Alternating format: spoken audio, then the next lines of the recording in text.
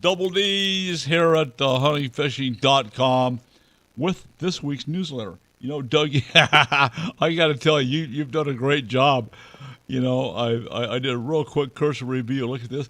And I'm looking at a giant shell cracker. It's like a sunfish on steroids. 2 pounds, 1.44 ounces. Oh, good gracious! That caught that is huge. Yeah, caught by a little girl. Oh my goodness!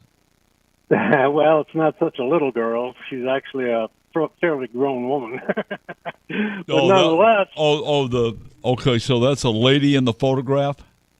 Yes, it is. Boy, she's a little booger, isn't she? Yes, she is. Okay, well. Well, yeah. I mean, that is a huge, what they would call brim down in the South. Yeah. It's nice fish.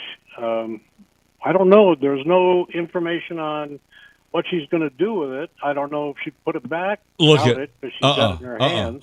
Let me set the table for you. There's going to be a knife, fork, and a spoon and a plate involved. And when they get done eating the fish, what you're going to hear is, y'all want pie with that? Yeah. Or she's having it mounted, one of the two. You're right. Well. Yep. Okay. Yeah. Well, that could be, but you can still, you take a picture, do the math on the measurements, and then put it in the pan. Wow. Nice. Yeah. Yeah. Hey, just an update for our listeners, our viewers. We have put out on the website the recent Cast for Kids event. Lots of pictures out there, so take a look if you are interested. Let's go down around the country a little bit. This is the time of year when muskie pick up and run the New York rivers, especially this St. Lawrence is where they do most of this muskie fishing, so it's opening soon. Red snapper season opens May 27th. There's an Atlantic snook closes. June that red snapper thing. That's down in Alabama. Hey, in Alabama. Oh, Florida. Yeah, but down in Alabama, if it swims or wiggles, it's a target. Yeah, up in Washington at the Puget Sound, salmon fishing season begins June 1st. And that's true along most of the western coast, down into Oregon and California as well, any of the feeder streams, and which, by the way, I'm going to be up in Oregon at the first week of September doing just that.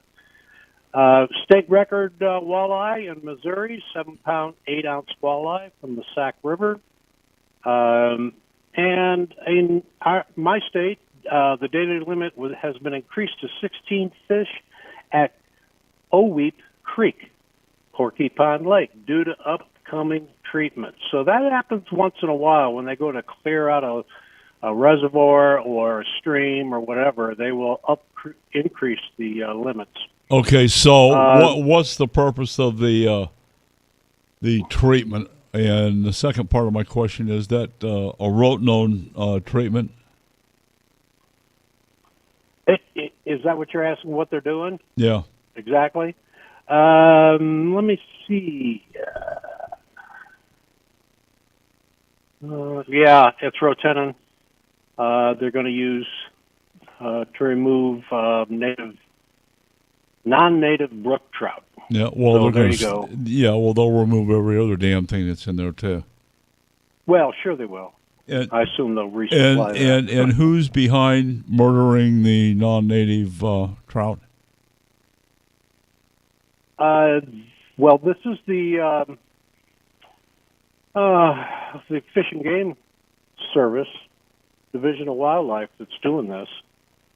And again, they do this periodically throughout Utah. I mean, I know there's a lot of fishing like this up down in Arizona, but I also know that there are a lot more these kind of streams up in Utah, lakes, reservoirs, mountain lakes.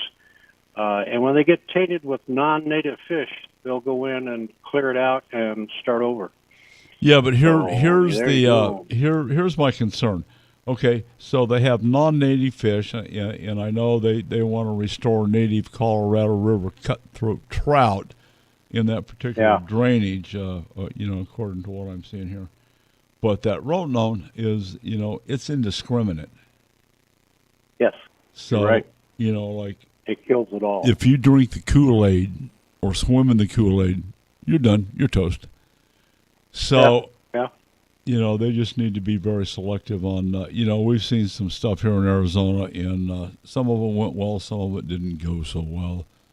So, anyway. Yeah, they do a lot of that up in Yellowstone as well. They try to keep all those rivers and lakes with native fish. Yeah. So that's what happens. And Okay, the guys in California smoke that stuff. So, do the math. If they don't, they should. Well, the other thing I noticed, as far as tournaments are concerned, the MLF Toyota Series Western Division is set for California Delta. Now, it doesn't kick off. I think it kicks off June 1 through the 3rd. But what's notable is our buddy and favorite guest on the show is Ty Au of Glendale, Arizona. Yeah, Ty's going to do well over there. Yeah, they interviewed him in this article, and he will do well. We'll need to get him back on the show after this event. Okay, up in the Yukon, Whitehorse. A Canadian photographer captures images of a bull moose with wildly deformed paddles. Now, if you don't have the picture in front of you, I'm going to see if I can pull that up for everyone. Look at that. Wow. I mean, that's incredible. Yeah, I don't know what it is.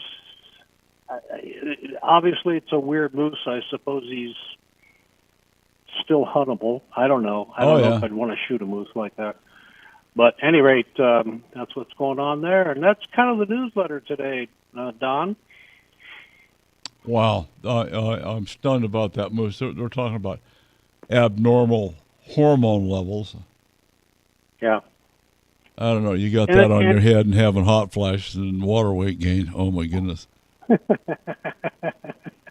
They refer to this, and I don't know if I'm pronouncing this right, as a Puruk bull. I don't know what that means, so that's what they call them when they're like that. So that's our newsletter today. Yeah, Don. suffers from similar conditions as do cactus bucks when they have all kinds of junk growing on their head. Yeah, right. Okay, yeah, hey, good job. And what's this old Turkish proverb you have down here? I just thought that was humorous as all get out. And it is a Turkish proverb, we assume. But it states, when a clown moves into a palace, he doesn't become a king. The palace becomes a circus. And that should read, when a clown moves into the White House. Yeah, that's the reference there. Yeah. Now we got a circus. Boy, that's the truth. I'm telling you, what a circus it is. Yeah. All right, well, we're going to wish you the best of the rest of the Memorial Weekend. Folks, put your flag out, even if you missed Memorial Day, hanging out next week, half staff, and remember the 1.2 million approximate U.S. servicemen and women that gave their lives up for our freedom. I'm Don McDowell with Doug, huntingfishing.com. Sign up for the newsletter. We'll see you next week.